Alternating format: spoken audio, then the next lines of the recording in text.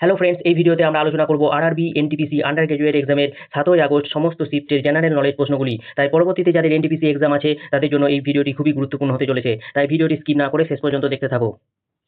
প্রথম প্রশ্ন, কোন সংশোধনী দ্বারা ভোট দেওয়ার বয়স 21 বছর থেকে কমিয়ে 18 বছর করা হয়? এর উত্তর হচ্ছে 61তম সংশোধনী। কারণ 61তম সংশোধনীর মাধ্যমেই রাজ্য বিধানসভা এবং লোকসভা নির্বাচনে ভোট দেওয়ার বয়স 21 বছর থেকে কমিয়ে 18 বছর করা হয়। ঠিক আছে, এই সংশোধনীর সাথে আর্টিকেল 326 জড়িত। আর্টিকেল 326 হচ্ছে ইলেকশন রিলেটেড। ঠিক আছে, এই সংশোধনীটি পাস হয় 1989 সালে।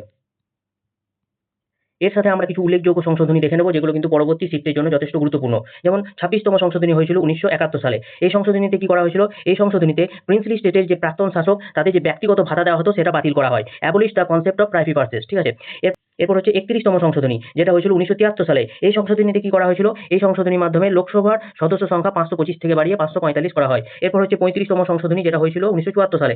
এতে সিকিমকে সহযোগী রাজ্য বা অ্যাসোসিয়েট স্টেট হিসাবে ভারতীয় ইউনিয়নে অন্তর্ভুক্ত করা হয়। হচ্ছে 36তম সংশোধনী, যেটা হয়েছিল 1975 সালে। ঠিক আছে, এই সংশোধনীর দ্বারা সিকিমকে আনুষ্ঠানিকভাবে ভারতের একটি রাজ্য হিসেবে স্বীকৃতি দেওয়া হয়। ঠিক আছে, এরপর হচ্ছে 42তম সংশোধনী, যেটা হয়েছিল 1976 সালে। এটা কিন্তু খুবই একটি গুরুত্বপূর্ণ সংশোধনী, কারণ এই সংশোধনীটিকে বলা হয় ক্ষুদ্র সংবিধান বা মিনি কনস্টিটিউশন। কারণ কি? কারণ হচ্ছে এই সংশোধনী দ্বারা সংবিধানে অনেকগুলি সংশোধন করা হয়েছিল, সেই জন্য এটাকে মিনি কনস্টিটিউশন বলা হয়। এই সংশোধনীর দ্বারাই সংবিধানে যে প্রস্তাবনা রয়েছে সেটাতে সমাজতান্ত্রিক, ধর্মনিরপেক্ষ এবং সততা এই তিনটি শব্দকে যোগ করা হয়। মনে রাখবে, ভারতীয় সংবিধানে যে প্রস্তাবনা সেটা মাত্র একবারই সংশোধিত হয়, সেটা হয়েছিল 1976 সালে 42তম সংশোধনী দ্বারা। ঠিক আছে, আর ভারতীয় সংবিধানে যখন তৈরি হয় ভারতীয় সংবিধান, তখন কিন্তু প্রথমে ফান্ডামেন্টাল ডিউটি ছিল না। এটা অ্যাড করা হয় 42তম সংশোধনী 1976 সালে। এই ফান্ডামেন্টাল ডিউটি রয়েছে আর্টিকেল 51A তে। ঠিক আছে, এখন ফান্ডামেন্টাল ডিউটির সংখ্যা হচ্ছে 11টি, আর যখন এটি সংবিধানে ইনকর্পোরেটেড করা হয় তখন ছিল 10টি। এরপর হচ্ছে 44তম সংশোধনী, যেটা হয়েছিল 1978 সালে। এই সংশোধনী দ্বারা সম্পত্তির যে অধিকার সেটাকে মৌলিক অধিকার থেকে বাদ দেওয়া হয়েছিল। আর কি করা হয়েছিল? আর হয়েছিল অভ্যন্তরীণ গোলযোগ বা ইন্টারনাল ডিস্টারবেন্স। এই শব্দটির পরিবর্তে সশস্ত্র বিদ্রোহ বা আর্মড রেভিলিয়ন এই শব্দটিকে ব্যবহার করা হয়েছিল। এরপর হচ্ছে 52তম সংশোধনী, যেটা হয়েছিল 1985 সালে। ঠিক আছে, এই সংশোধনী দ্বারা কি করা হয়েছিল? এই সংশোধনী দ্বারা সংবিধানে 10ম তফসিল বা 10th শিডিউলকে অ্যাড করা হয়। এটিকে বলা হয় দলত্যাগ বিরোধী আইন বা অ্যান্টি ডিফেকশন ল। ঠিক আছে, এরপর হচ্ছে 61তম সংশোধনী, যেটা হয়েছিল 1989 সালে। আর এই 61তম সংশোধনীর মাধ্যমে কিন্তু ভোটদানের বয়স 21 বছর থেকে কমিয়ে 18 বছর করা হয়েছিল। এরপর হচ্ছে 69তম সংশোধনী, যেটা হয়েছিল 1991 সালে। এই সংশোধনীর দ্বারা দিল্লিকে জাতীয় রাজধানী অঞ্চল বা ন্যাশনাল ক্যাপিটাল টেরিটরি হিসেবে মনোনীত করা হয়েছিল। এরপর হচ্ছে 73তম সংশোধনী, যেটা হয়েছিল 1992 সালে। এই সংশোধনী দ্বারা সংবিধানে একাদশ তফসিলকে অ্যাড করা হয় এবং পঞ্চায়েতি রাজ ব্যবস্থাকে সাংবিধানিক ঘোষণা করা হয়েছিল। এরপর হচ্ছে 74তম সংশোধনী, যেটা হয়েছিল 1992 সালে। এই সংশোধনীর দ্বারা দ্বাদশ তফসিল বা 12th শিডিউলকে সংবিধানে যুক্ত করা হয়েছিল এবং পৌরসভাগুলিকে সাংবিধানিক মর্যাদা দেওয়া হয়েছিল। এরপর হচ্ছে 86তম সংশোধনী, যেটা হয়েছিল 2002 সালে। এই সংশোধনীর দ্বারা আর্টিকেল 21A কে সংবিধানে যুক্ত করা হয় এবং এই সংশোধনীতে কি করা হয়েছিল? এই সংশোধনীতে 6 থেকে 14 বছর বয়সের শিশুদের শিক্ষার অধিকারকে মৌলিক অধিকার হিসেবে পরিণত করা হয়েছিল। এরপর হচ্ছে 100তম সংশোধনী, যেটা হয়েছিল 2015 সালে। এই সংশোধনীর দ্বারা কিছু ভারতীয় ছিটমহলকে বাংলাদেশে এবং কিছু বাংলাদেশি ছিটমহলকে ভারতে অন্তর্ভুক্ত করা হয়েছিল। এরপর হচ্ছে 101তম সংশোধনী, যেটা হয়েছিল 2016 সালে। এই সংশোধনীটা কিন্তু খুবই গুরুত্বপূর্ণ, কারণ এই সংশোধনীর দ্বারা ভারতে জিএসটি ব্যবস্থা চালু করা হয়েছিল। এরপর হচ্ছে 102তম সংশোধনী, যেটা হয়েছিল 2018 সালে। এই সংশোধনীতে কি করা হয়েছিল? এই সংশোধনীতে ন্যাশনাল কমিশন ফর ব্যাকওয়ার্ড ক্লাসকে সাংবিধানিক মর্যাদা দেওয়া হয়েছিল। এরপর হচ্ছে 103তম সংশোধনী, যেটা হয়েছিল 2019 সালে। এই সংশোধনীর মাধ্যমে অর্থনৈতিকভাবে দুর্বল শ্রেণীর জন্য সরকারি চাকরি এবং শিক্ষা প্রতিষ্ঠানে 10% সংরক্ষণের ব্যবস্থা করা হয়েছিল, যেটা ইডব্লিউএস নামে পরিচিত। এরপর হচ্ছে 104তম সংশোধনী, যেটা হয়েছিল 2020 সালে। এই সংশোধনীর দ্বারা লোকসভা এবং রাজ্য বিধানসভাগুলিতে তপশিলি জাতীয় ও উপজাতিদের জন্য যে আসন সংরক্ষণ তার সময়সীমা 2030 সাল পর্যন্ত বৃদ্ধি করা হয়েছিল। ঠিক আছে, এরপর হচ্ছে 106তম সংশোধনী, যেটা হচ্ছে 2023 সালে হয়েছিল। এই সংশোধনীর দ্বারা লোকসভা এবং রাজ্য বিধানসভায় মহিলাদের জন্য 33% সংরক্ষণের ব্যবস্থা করা হয়েছিল। আর ভারতীয় সংবিধান প্রথম কবে সংশোধিত হয়েছিল? ভারতীয় সংবিধান প্রথম সংশোধিত হয়েছিল 1951 সালে। পরবর্তী প্রশ্ন হচ্ছে, ভাষার ভিত্তিতে প্রথম যে রাজ্যটি গঠিত হয়েছিল তা হলো, ভাষার ভিত্তিতে প্রথম গঠিত হয়েছিল অন্ধ্রপ্রদেশ। দেখিনি কিভাবে অন্ধ্রপ্রদেশ গঠিত হয়েছিল। বিখ্যাত স্বাধীনতা সংগ্রামী পট্টি শ্রীরামুলু একটি পৃথক অন্ধ্রপ্রদেশের দাবিতে মৃত্যুবরণের উপবাস শুরু করেছিলেন এবং তার মৃত্যুর ফলেই কিন্তু অন্ধ্রপ্রদেশ রাজ্যটি গঠিত হয়। তার মৃত্যুর পর রাজ্যের সীমানা পুনর্নির্ধারণের জন্য কেন্দ্রীয় সরকার 1953 সালে একটি রাজ্য পুনর্গঠন কমিশন গঠন করেছিল, স্টেট রিঅর্গানাইজেশন কমিশন। ঠিক আছে, এই কমিশনের দ্বারাই মাদ্রাজ রাজ্য থেকে তেলেগু ভাষাভাষী অঞ্চল পৃথক হয়ে অন্ধ্রপ্রদেশ রাজ্যের সৃষ্টি হয়। নেক্সট প্রশ্ন হচ্ছে, ভারতের সর্বোচ্চ স্ট্যাচু কোনটি? ভারতের সর্বোচ্চ স্ট্যাচু হচ্ছে স্ট্যাচু অফ ইউনিটি। এটি কার স্ট্যাচু? এটি হচ্ছে সর্দার বল্লভভাই প্যাটেলের স্ট্যাচু। এর উচ্চতা হচ্ছে 182 মিটার এবং এটাই গুজরাটে অবস্থিত। ঠিক আছে, আর এই স্ট্যাচুটি ডিজাইন করেছিল ভারতীয় ভাস্কর রাম ভি সুতার। এটা কিন্তু মনে রাখতে হবে, এটা অনেক পরীক্ষায় আসে যে statue of unity K design করেছিল। এর উত্তর হচ্ছে রাম ভি সুতার। ঠিক আছে, আর এই স্ট্যাচুটি নরেন্দ্র মোদী 31 অক্টোবর 2018 সালে উদ্বোধন করেছিলেন। পরবর্তী প্রশ্ন হচ্ছে, ডিটারজেন্ট পাউডারে কোন অ্যাসিড ব্যবহৃত হয়? ডিটারজেন্ট পাউডারে ব্যবহৃত হয় সালফোনিক অ্যাসিড। ঠিক আছে, আর ডিটারজেন্ট পাউডারে আরেকটি উল্লেখযোগ্য কেমিক্যাল হচ্ছে সোডিয়াম কার্বনেট, যা সোডা অ্যাশ নামেও পরিচিত। এটি ডিটারজেন্ট এবং সাবান তৈরিতে ব্যবহৃত হয়।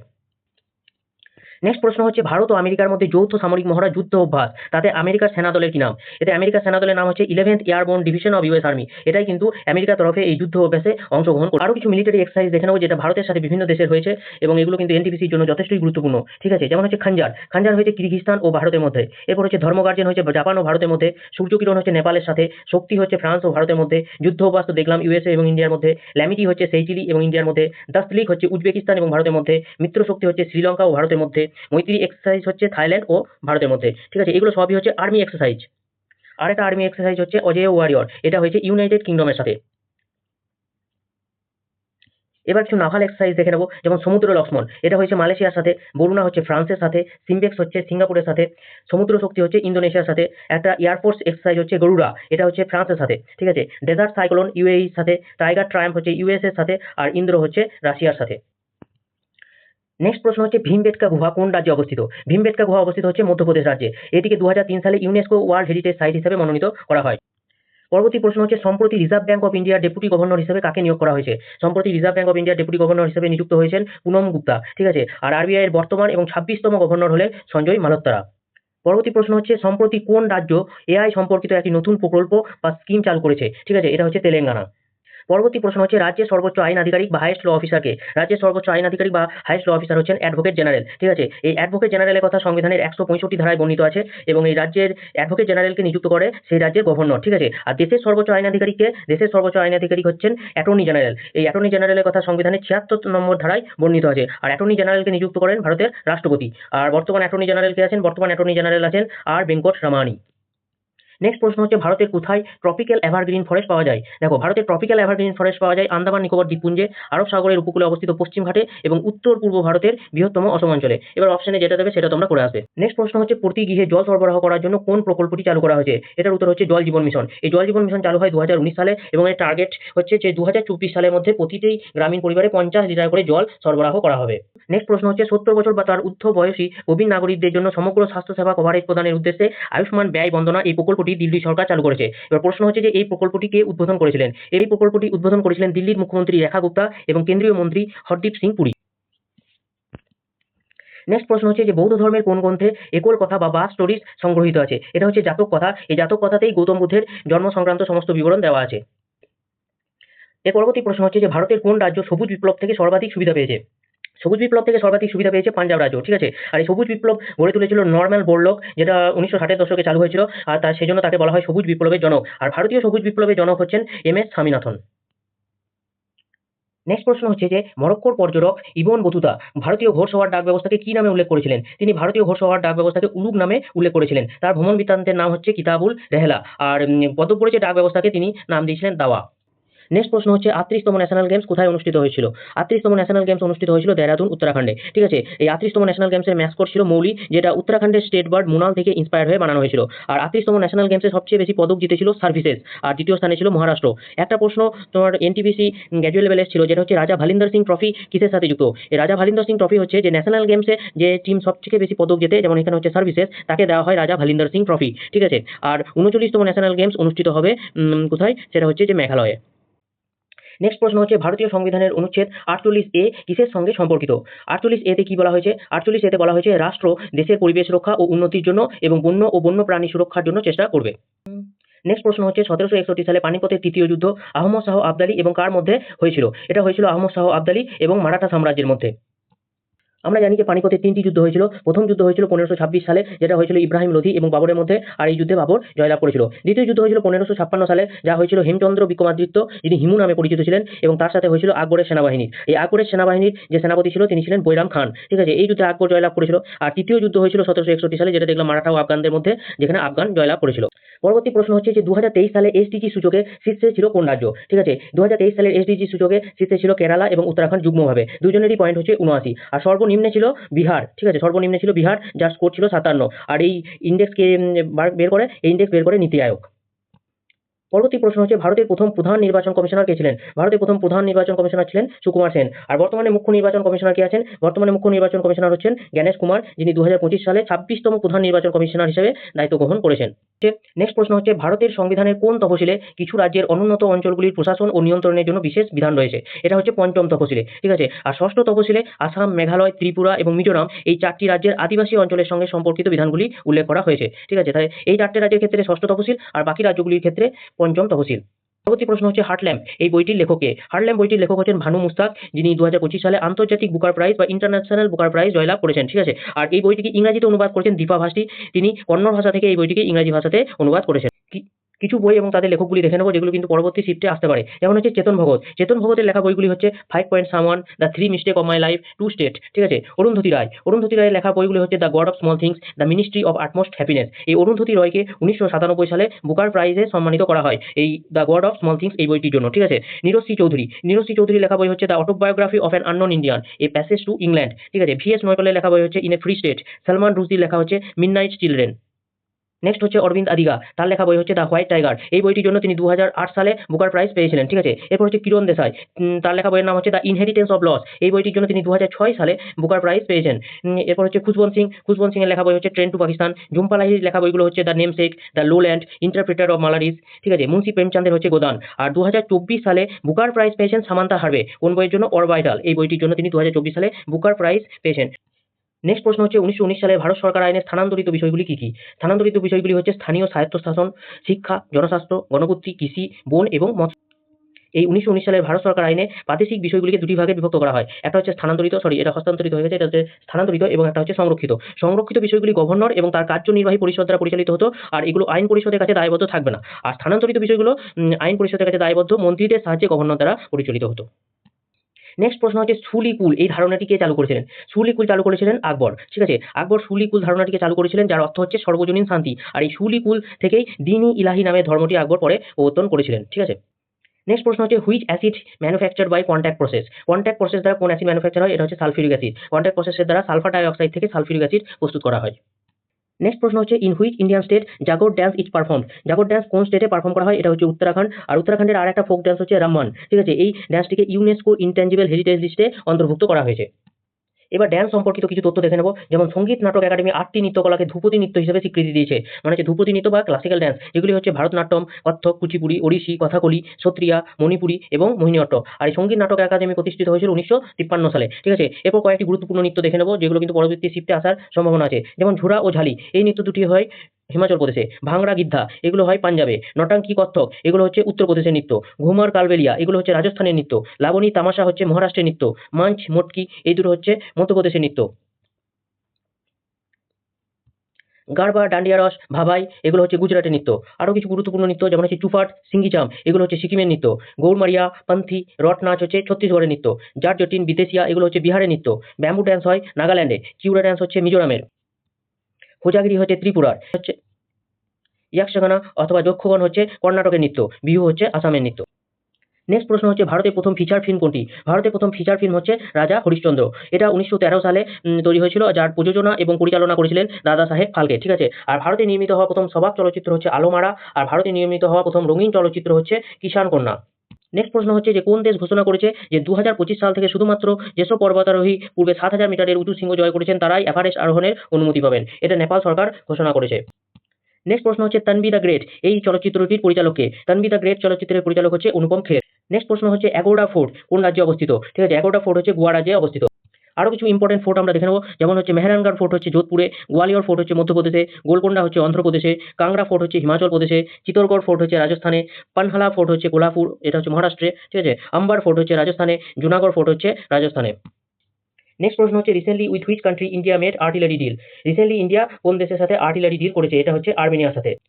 নেক্সট প্রশ্ন হচ্ছে where was the UNECE regional forum on sustainable development 2025 held? 2025 সালের UNECE regional forum on sustainable development হয়েছে জেনেভা, সুইজারল্যান্ডে। নেক্সট প্রশ্ন হচ্ছে malaria is cause by? Malaria কিসের দ্বারা হয়? ম্যালেরিয়ার প্রধান কারণ হচ্ছে স্ত্রী অ্যানোফেলিস মশা, ঠিক আছে। এই স্ত্রী অ্যানোফেলিস মশা কামড়ালে প্লাজমোডিয়াম নামক প্রোটোজোয়া মানুষের শরীরে প্রবেশ করে, যার ফলে ম্যালেরিয়া রোগ হয়, ঠিক আছে। নেক্সট প্রশ্ন হচ্ছে which one of the following is not a component of the multidimensional poverty index.